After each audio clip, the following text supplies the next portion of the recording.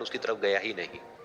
और फिर उस बच्ची को थोड़ा सा गुस्सा आया तो उसने अपनी मिट्टी की गुल्लक ले करके वहीं काउंटर पर जोर से रख दी, जिसके बाद में जो दुकानदार था और जितने भी लोग खड़े थे वो सब उस बच्ची की तरफ देखने लग गए। और फिर उस दुकानदार ने उस बच्ची से पूछा, बेटे आपको क्या चाहिए? तो वो बड़े ही भोलेपन से बोली कि मुझे एक चमत्कार चाहिए। ये सुनकर के दुकानदार को कुछ समझ नहीं आया, ना ही वहां पर जो लोग थे उनको कुछ समझ में आया, और सब उसकी तरफ देखने लग गए। फिर दुकानदार ने बोला, बेटे चमत्कार तो यहाँ पर नहीं मिलता है। तो बच्ची को लगा कि वो उससे झूठ बोल रहा है, तो बच्ची ने कहा कि मेरी गुल्लक में बहुत पैसे हैं, आप बताओ आपको कितने पैसे चाहिए, लेकिन मैं आज यहाँ से चमत्कार लेकर के ही जाऊंगी। तो वहीं काउंटर पे एक और आदमी खड़ा था, उसने उस बच्ची से पूछा कि बेटे क्यों चाहिए तुमको चमत्कार?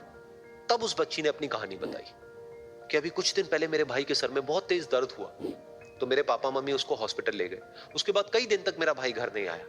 तो मैंने कई बार अपने पापा से पूछा, लेकिन उन्होंने मुझे कुछ नहीं बताया। उन्होंने बार बार यही कहा कि वो आ जाएगा, वो कल आ जाएगा, वो कल आ जाएगा, लेकिन वो आ ही नहीं रहा था। तो मैंने देखा कि मम्मी रो रही है। अब पापा मम्मी को कह रहे थे कि उसकी दवाइयों के लिए और उसके इलाज के लिए जितने पैसे चाहिए उतने मेरे पास में नहीं है, अब उसको कोई चमत्कार ही बचा सकता है।